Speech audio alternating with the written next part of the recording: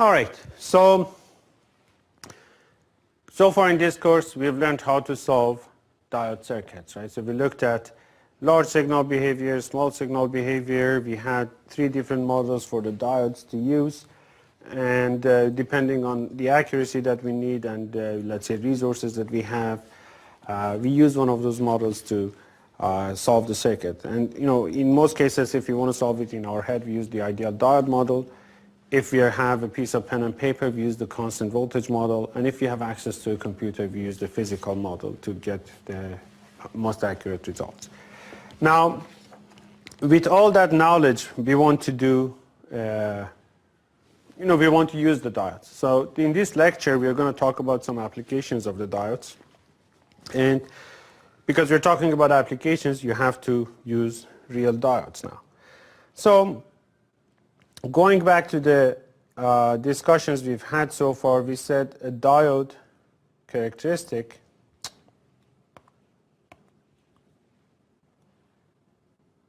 is like this.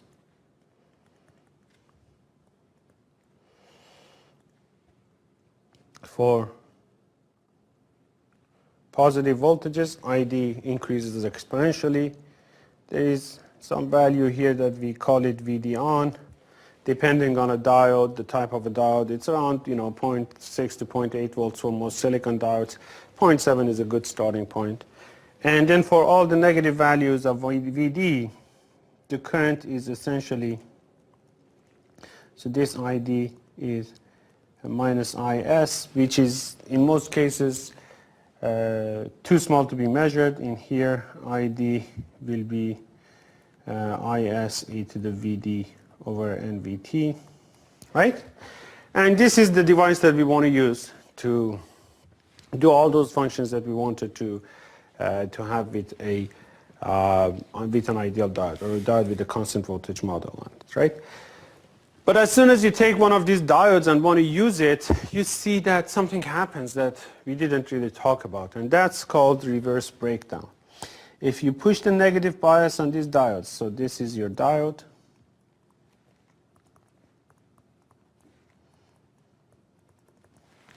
if you put the negative bias, if you make it too large, at some point a phenomenon happened that is called breakdown, diode breakdown.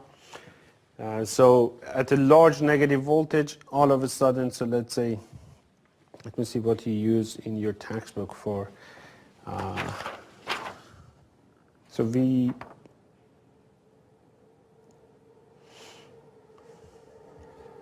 I'm just going to call it VBR, V breakdown.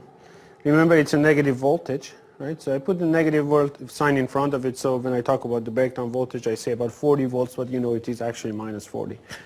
So at this 40 volts, or whatever the breakdown voltage of the diode is, something happens. The internal field, remember, if you want to go back and have a look at the semiconductor structure, the internal field in the depletion region of the diode becomes so large that you get too many energetic charge carriers in the depletion region.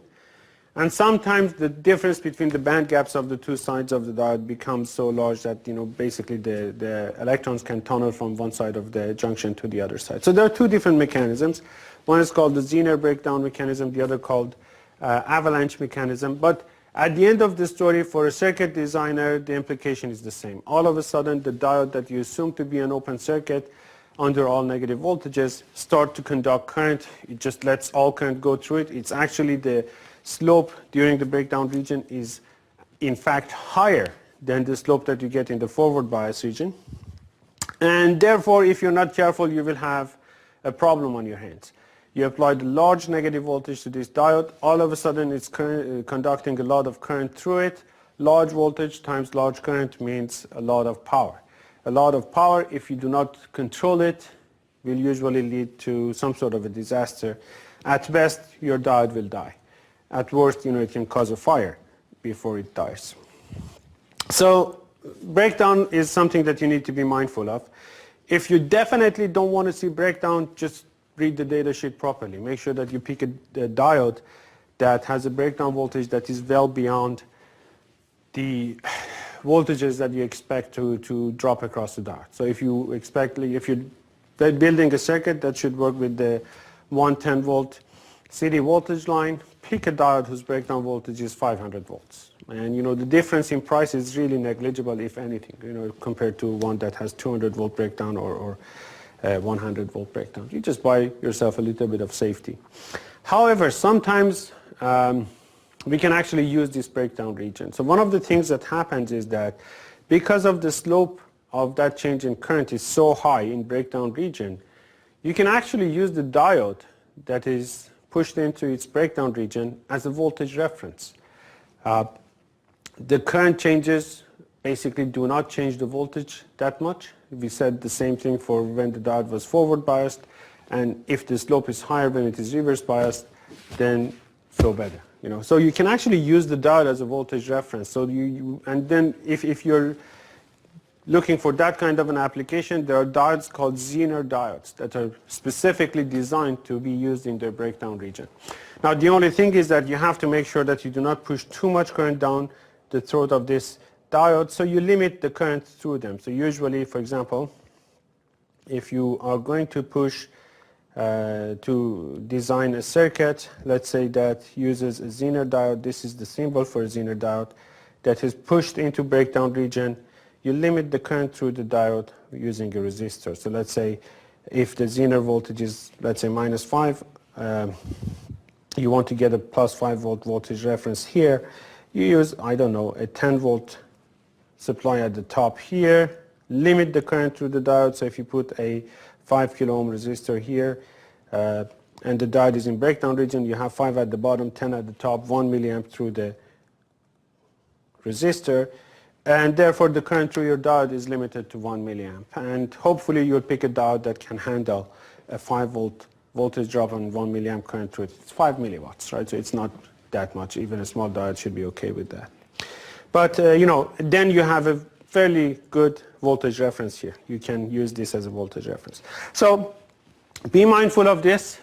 We nowadays do not actually use diodes as voltage references. Nowadays there are chips out there that you can buy that are much more stable, and they don't change with temperature or anything, and the voltage is very well defined. And the price is not really that much more than a diode. So instead of using a diode, you go and buy a proper reference voltage or a voltage reference chip. But in most other cases, you just want to be mindful of the breakdown and make sure the diode that you're choosing will not break during its operation. Okay, so that's one note regarding the use of diodes, practical uses of diodes. Now, let's go and look at one of the applications of these diodes that I think all of you have seen and used to date. And that is voltage rectification. So in a voltage rectifier, this is a circuit that we saw early on in the course. You have this configuration. There is a load that we are going to represent with a resistor. And this is the output circuit from the output voltage from the circuit, and Vin. And this diode is used to do something with the input signal, right? So we'll see what it does. I'm going to use the ideal diode model here for now, for at least a short bit of time. We saw that V out Vin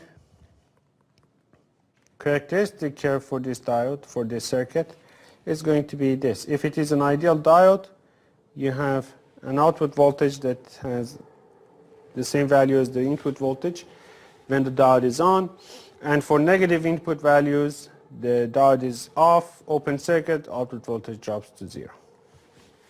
So this was the characteristic curve. The slope is 1, and for an ideal diode, the breakpoint will be at the origin, right? If you have a diode, a typical silicon diode, or you want to use the constant voltage of the diode, basically this breakpoint shifts to the right by that turn-on voltage. I'm going to stick to the ideal diode because it's just easier to explain the concepts here. Now, then we looked at a special case where we applied a sine wave to this, well, AC signal, but we use sine waves as representatives of AC signals. And in this case,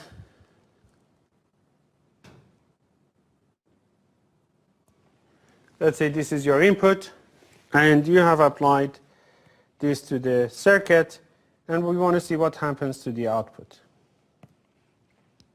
Let me see. So V out, I'm going to use maybe blue for it.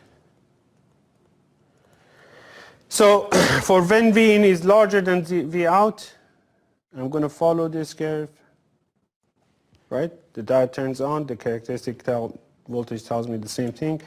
For the periods, or for the portion of the period that the output voltage is, the input voltage is negative, the output stays at 0. And then this keeps going, okay? If I look at this on a separate curve down here, if I plot V out, for that V in, I get this.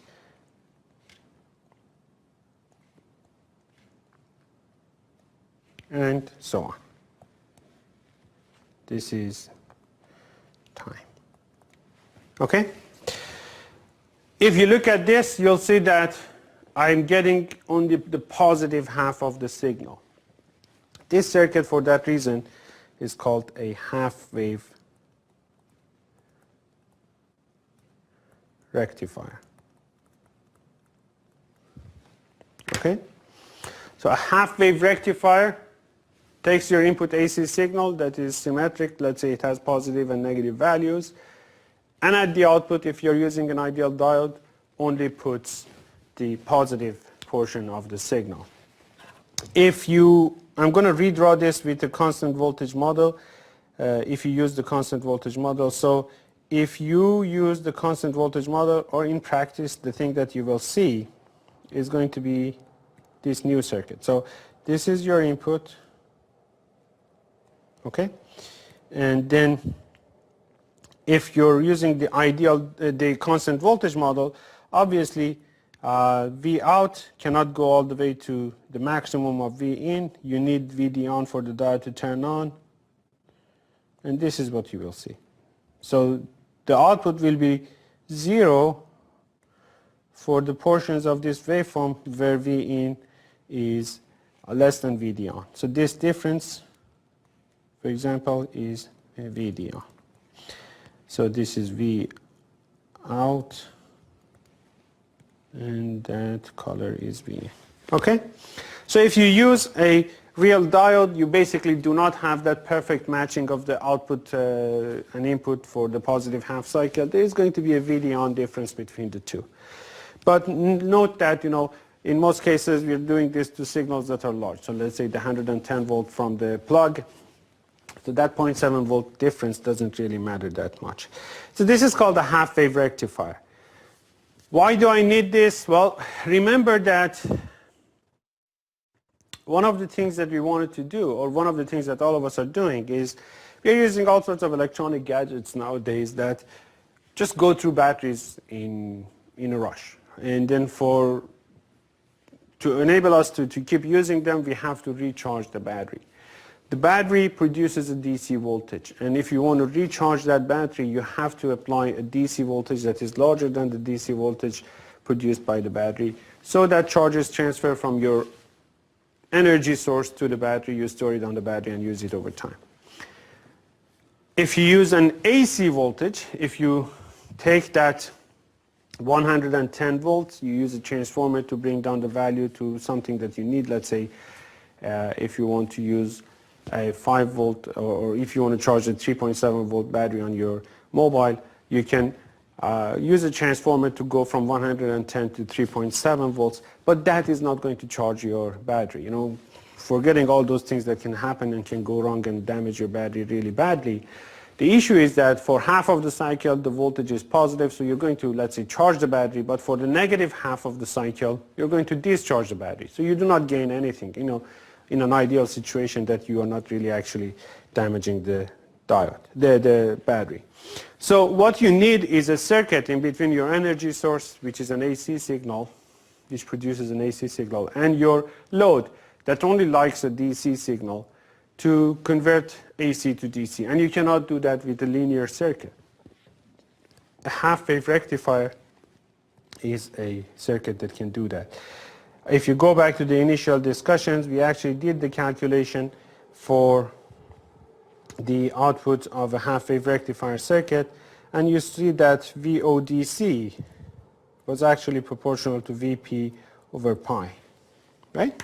For a sinusoidal waveform, at least that's the case. So you get a net DC voltage. The output voltage is always positive, so it should have a DC value, whose value is VP over pi. So if you choose a VP, let's say 5 volt or 10 volts that is large, well, actually, yeah, maybe 15 volts that is large enough, then the net DC at the output is larger than 3.7 volts, and you can actually hopefully charge your battery with that circuit.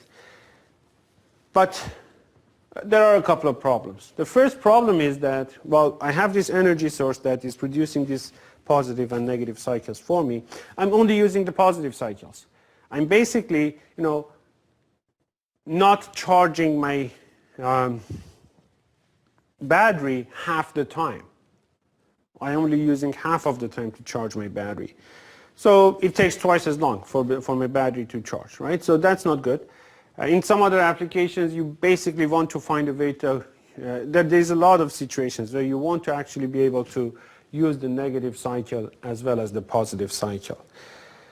So what we do next is that some simple change here will allow us to do a full wave rectification. And here is the circuit for it. So you can have a transformer, and these transformers you can buy or you can have them made, where they have a center tap. So the transformer at the secondary has a center tap that you can ground. You can apply your AC signal here to the primary signal, so let's say plus in V1. Let's say the ratio of these two windings is N1 to N2. You know what? I'm just going to call it 1 to N, just to make it a bit easier. 1 to N. And on the secondary, you will have two voltages. So let's call this V0. V1, that is NV0, and V2, and of course both of these are measured with respect to the same ground. V2, that is minus NV0. Okay? So by using that center tap and measuring the voltages with respect to that center node, you get two symmetric values. So now if your input is an AC signal, let's just plot them here quickly. Let's assume an N of 1 so that they all stay on the same scale. If this is your V1, this is going to be, if this is V0, this is V1, and V2 will look like this. Okay? Now, of course, it is symmetric. The drawing is not that good. And now what I do is that I take that circuit and rectify these two signals instead of the original signals that I had, original signal that I had.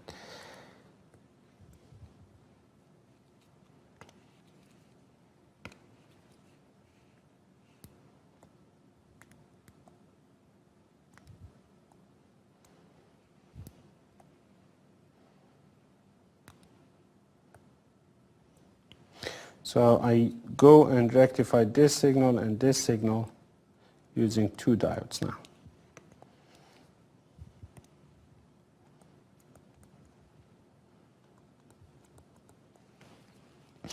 And then what I will get is the positive half cycles here and the negative half cycles here. Right? So, sorry, the negative half cycles of the input, if you look at this, so the positive half cycles will give you this at the output of this output. The negative half cycles will become positive here, so we get 0 here and then a positive peak here. And then the positive peak here, and so on and so forth. And now if I connect the outputs of these two to each other, so and connect my load here. The load will see the positive half cycle through the top branch, and the negative half cycle is converted into a positive half cycle through the bottom branch, and I will have a full wedge rectifier. So if you look at the V out here at the end of the story, for a V in that looks like this, V out is going to look like, let me see what is a color I can use. V out is going to look like, I'm going to shift it a little bit downwards. It's going to look like this, right?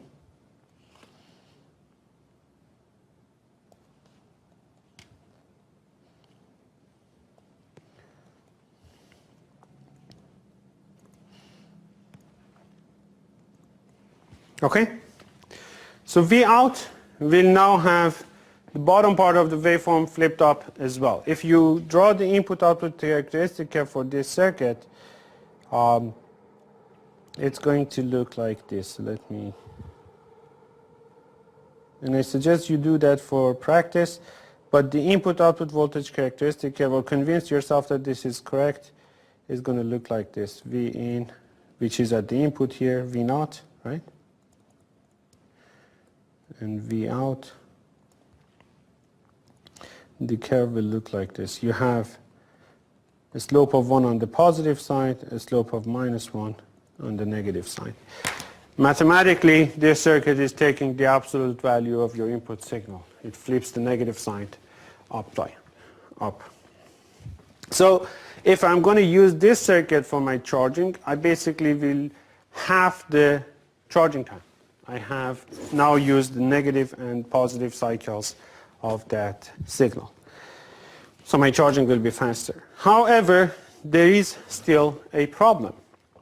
If I look at this signal, you know, my battery will see a signal that goes up and down to 0. So let's say it goes up to 15 volts, then drops to 0. Goes up to 15 volts, drops to 0. Goes up to 15 volts, drops to 0 at every cycle. A lot of circuits don't like that. So we're talking about a battery, but let's assume this is connected to your, let's say an LED flashlight or any flashlight, right? And then if the frequency of the signal is low enough, what you will notice is the flickering of that light. You will see the light goes up and down and up and down and up and down. For us as humans, our sensors are not fast enough, but for something like a electronic circuit that usually need a DC, a well-defined DC voltage to power up the circuit, that's a big problem. You are just going up and down, up and down, up and down all the time. And that is undesired. So we want to find a way to get rid of those variations at the output. We want to see if we can make a voltage at the output of this circuit that is hopefully closer to a DC signal. Basically, at least it has a large DC plus a little bit of AC signal on top of it, but get rid of these huge swings of voltage at the output. So I'm going to give you a second, and what I'm going to do is that I'm going to go back to the original circuit that we have. Oops, not this. And this is the circuit. So let's not worry about the half wave or full wave here. We're trying to figure out a solution to reduce that level of variation at the output. So instead of going up and down so much, I'm hoping to come up with a solution that keeps the voltage less variable at the output. So this is V out, right? I'm hoping to come up with a solution that maybe, you know, gives me a voltage that is more or less, I can consider it and I can look at it and say this is mostly DC. Right now it looks like it's mostly AC. So this is for a V in that is sinusoidal, right? So I'm going to give you a second to see how I can modify or maybe think about what I can do to this circuit so that the output is not as variable.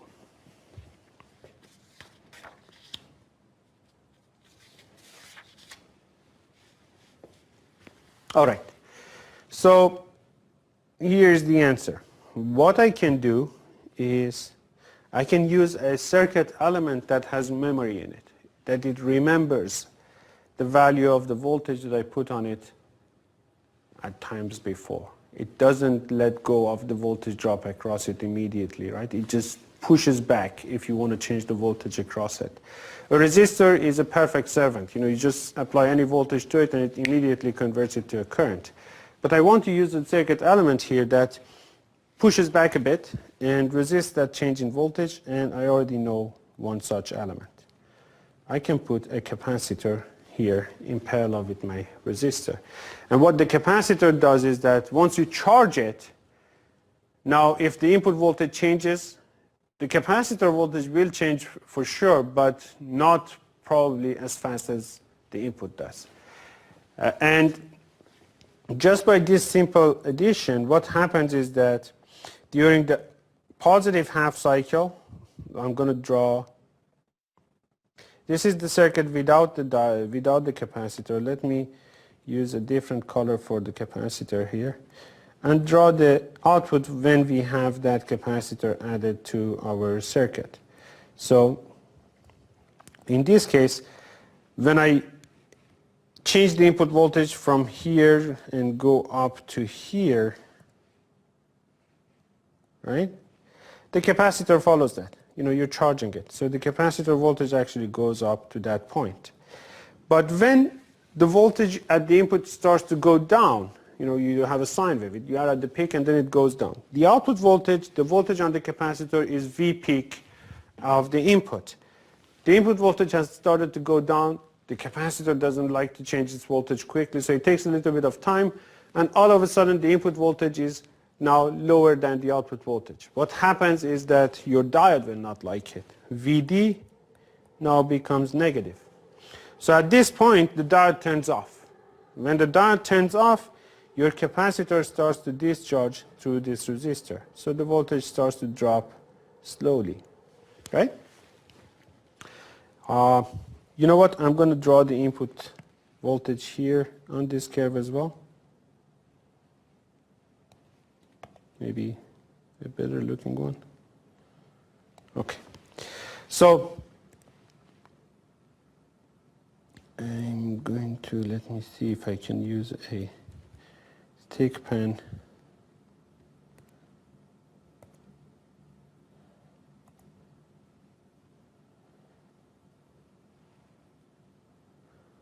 Or maybe not. I'm going to use a highlighter. Okay, so with that circuit, the input voltage goes up, the voltage across the capacitor goes up, follows it. At this point, the diode turns off.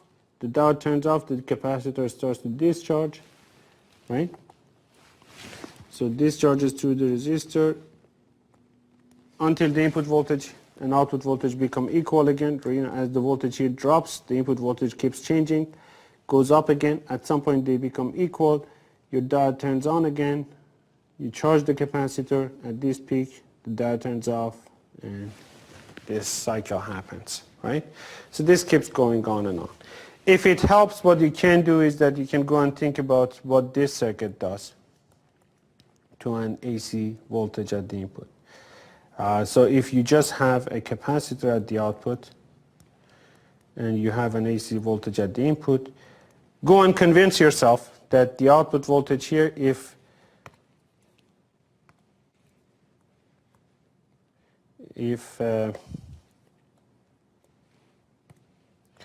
this is your input voltage, convince yourself that the output voltage will be this, a constant DC voltage once the capacitor is charged. And then actually, if you need a little bit of help, have a look at your textbook. This is discussed in your textbook. But with a resistor, the voltage at the output doesn't stay constant. The resistor starts to discharge the capacitor, and this is what you will see at the output. Now, if I focus on that signal alone,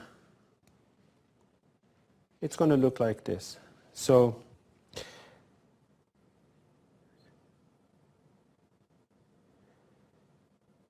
the output voltage goes up follows the input peak, drops, goes up, drops, goes up, drops. But you have a DC value here that is now significantly larger than what you could have without the capacitor. So you get a significant boost to your Vout DC, but now you have a small variation around this DC. So this variation, we call it a ripple voltage, that is a function of a couple of things. So maybe tell me, what do you think determines the magnitude of that ripple voltage without doing the calculations? We can do the calculations later on. But what determines how big that ripple voltage is? So I'm going to give you a second here to think about it. If I want to have a smaller ripple voltage, and this is my circuit, RC and diode, let's assume R is fixed. It is the load that we have. It is the battery you're charging, whatever it is. Let's assume the R cannot be changed. But you have an input voltage that is an AC signal with a given frequency and amplitude, and a capacitor and a diode. What do you think is going to affect the magnitude of that V ripple? And in most cases, my objective is to make it as small as possible. I want to look at a signal that resembles a DC signal as much as possible.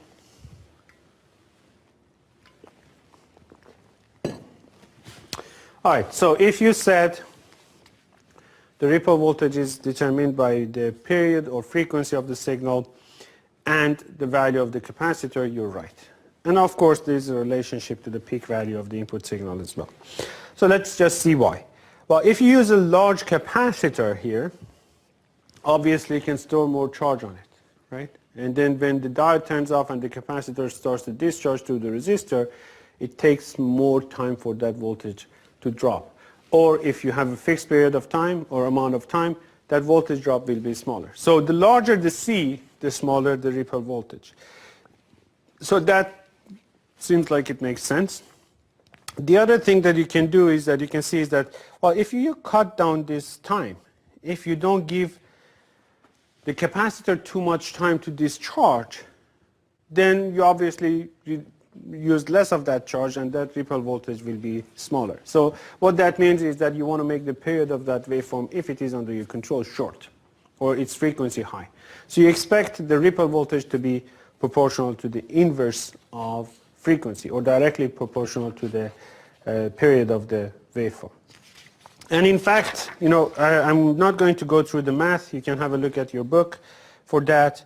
You will see that the ripple voltage in this case is given by this value. Vp, your input signal, is Vp sine omega t. We're assuming a sinusoidal here. So this is Vp. And this difference is your V ripple. Vp minus Vd on. Right, so do we have to include Vd on? Depends. If you're rectifying a 110 volt signal and your diode has a half a volt voltage drop across it, probably you can just ignore it. If you're rectifying a 10 volt signal or a 5 volt signal and your diode has a half a volt voltage drop across it, now you're talking about 10% of your peak value. Maybe it would be safer if you include Vd on in your calculation. And over here, divided by R, so this is the current, this is the average load that you have on this device times Fc. So the value of the capacitor and the frequency of the input signal actually determine the ripple voltage. This is the ripple voltage for a half-wave rectifier. Now, a couple of points to discuss here. When the circuit is operating here, what you can see is that, let me draw a new diagram.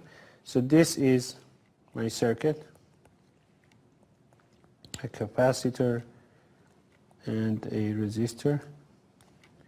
And make sure that you always indicate where the ground in your circuit is. You make it a habit. Later on in your transistor circuits, you will have more complicated devices, circuits, and if you do not indicate ground, That's not good. Okay. So V in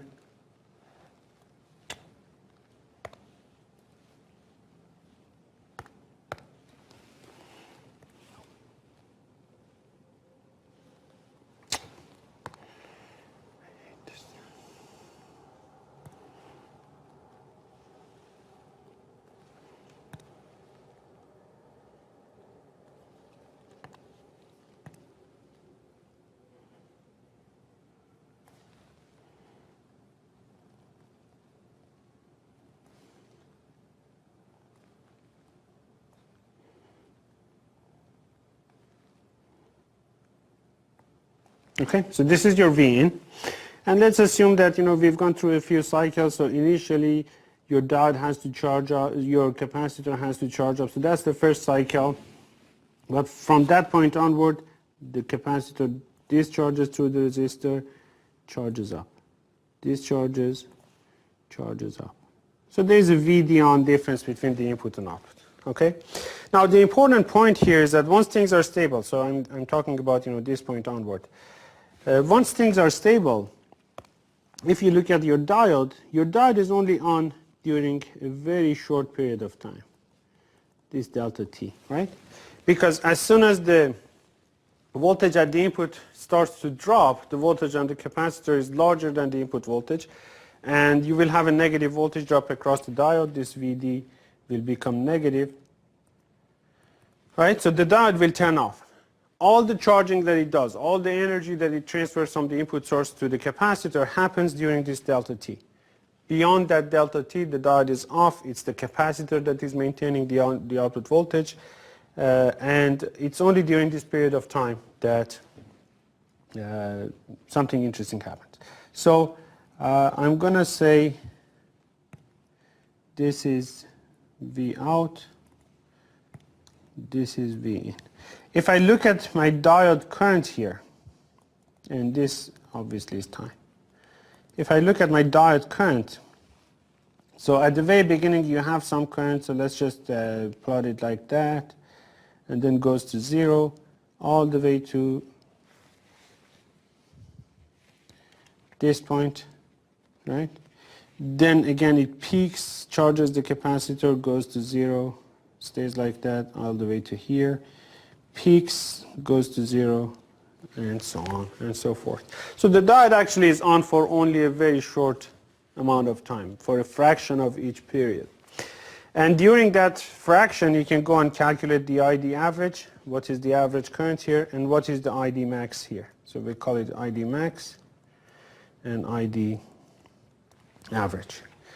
And then if you do that, you can check your textbook for the formulas, but the value of ID average is going to be your I load.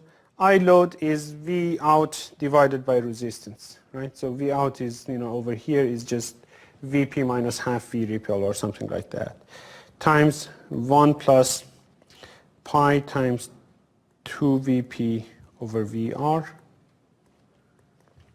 And ID max is IL times 1 plus 2 pi times 2 Vp over Vr.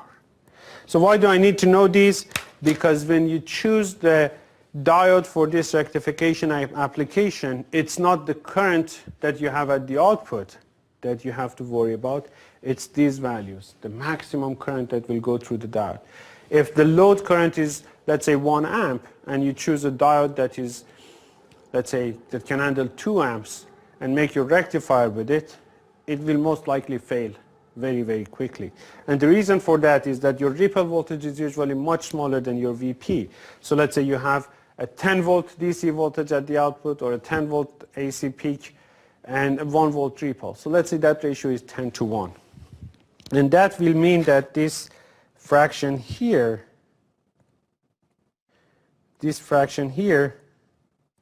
is large. So 2 Vp over Vr is all of a sudden 20 or 30 or maybe even larger than that. So take the square root of that. So let's say it is 50. The square root of that is about 7 multiplied by pi. That's about 21. plus 1, let's say 25. The whole thing is about 25. The average current through that diode will be 25 times the load current. So if you're designing it for a 1 amp load, you have to get a diode that can handle 25 amps on average. However, it's even worse because the max value of the current for that diode is actually about twice as much. So your diode should be handled about 50 amps of current max, right? So that it can handle about 25 amps of current on average, so that it can provide a 1 amp of current to your load. So be mindful of that. If you're designing one of these rectifiers, you would like to pay close attention to the maximum currents that are required for that application. And beyond that, there's really nothing much to it. We are going to see this in your lab, how the circuit behaves. Now, let's go back and see. Okay, so this is all nice and good. A half-wave rectifier, we saw that. Add a capacitor, it makes a good AC to DC converter, cheap one. The problem is the one that we mentioned before, that if you make this half-wave rectifier, you're only rectifying half the signal. Well, here is an idea.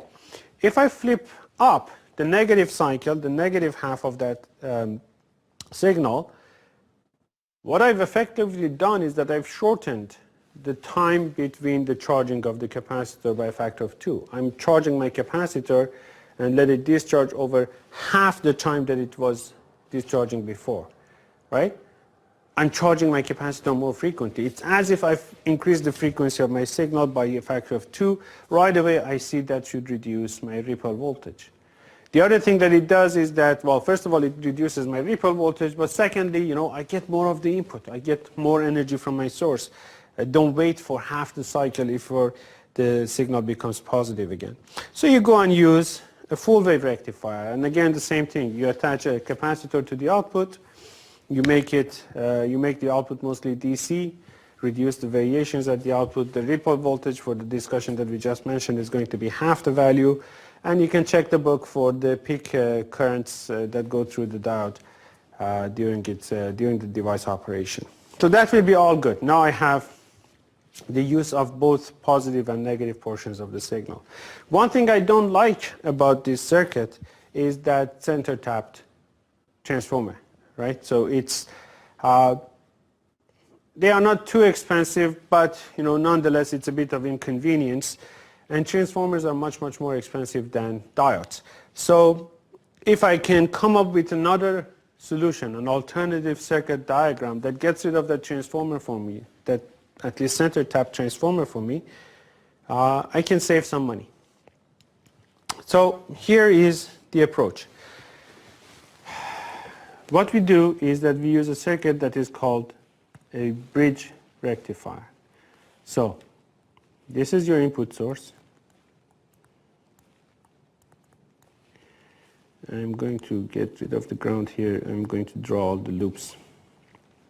What I want to do, let's say this is my load. This is where my resistive load is. I want to make sure that the voltage through that, this is producing an AC signal. I want to make sure that voltage is fully rectified. I get the negative and positive cycles through this resistor. To do that, I need to make sure that the current flows only in this direction through this resistor. If I do that, VR is going to be positive all the time. So how do I force the current to go through that in that direction? Well, I can put a diode up here to force the current in this direction for the positive cycles. So if the input signal is positive, the voltage pushes the current in this direction. That's all good. If the voltage at the input is negative, I still want the current to go in this direction, right? And what I do is that I can put a diode here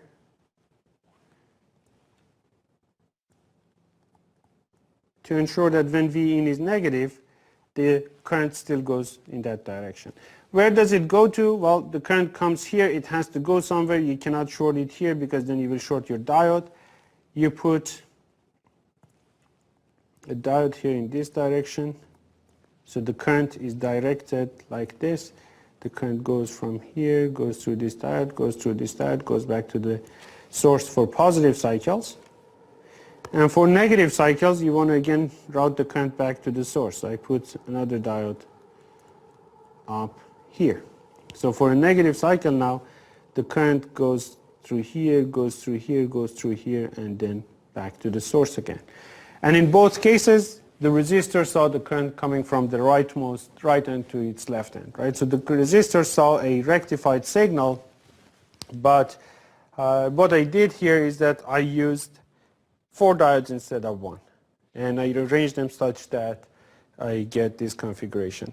It is more common to, so this is called a bridge rectifier, right? And it is more common to draw this bridge rectifier in a more fancy format that looks like this. So you show V in coming in like this, you draw it like that.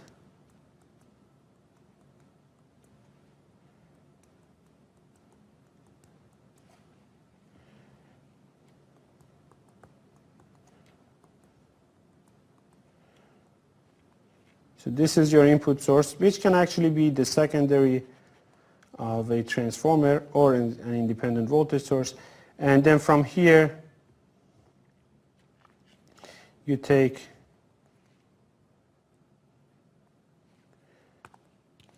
your rectified signal. So the voltage here will be fully rectified. Okay?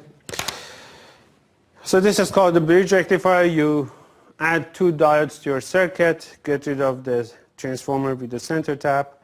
That saves you some money. It saves you a good amount of space actually.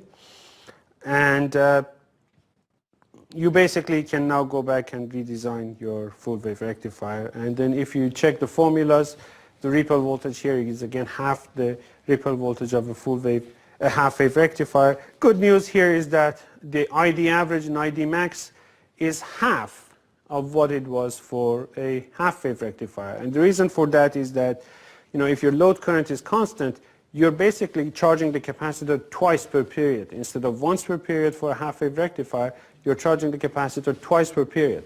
So in each situation, you don't need to provide as much current. You can provide just half the current in each one of those cycles. So the requirement of voltage current for the diodes is a bit relaxed here. One more point to notice is what is the maximum negative voltage that you can have on your diode. So looking at a half wave rectifier here, V out can be as large as Vp, but V in can be plus Vp or minus Vp. So there is variation at V in, at the input node. If you look at the voltage drop across the diode, the maximum negative voltage that you can have across it is about 2 Vp. So if you're rectifying a 10 volt signal, your diode may see a negative voltage across it that is as large as 20 volts. And you want to make sure that you pick a diode that can handle that much reverse voltage and didn't break under that kind of a reverse voltage. Now, so that's that. This is one of the most common applications of diodes, especially at the very beginning. And one other thing that I want to mention before we close the discussion on diodes is voltage limiters. This is another application of a diode circuit or a diode in different applications where, for example, there are situations that you want to limit the magnitude of the signal that a circuit sees. It could be for protection of that signal, right? So let's say you have a sensitive circuit that cannot take more than, let's say, 5 volts on its input. And then in this case, you want to make sure that regardless of what happens at the other side in the environment, the signal that your circuit sees is always less than 5 volts. So what I can do, I'm going to show you a simple limiting circuit here. I can put a diode here and maybe a voltage. So let's start with the diode. If I put a diode here at the input of this circuit, so this is my sensitive electronics, right? And this is V in. If I put a diode here what I can be assured of is that the voltage here will not go above about 0.7 volts or so. If the voltage at the input goes above 0.7 volts, the diode turns on, starts to conduct, and basically my circuit will not see anything beyond that. Usually you have a small resistor here as well.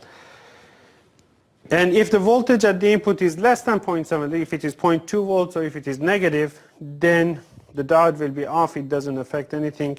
Your circuit sees what it was, what it is at the input. If you want to protect the circuit against negative voltages, you can put a differently oriented diode in parallel with your first one. And now if you look at the input-output relationship here,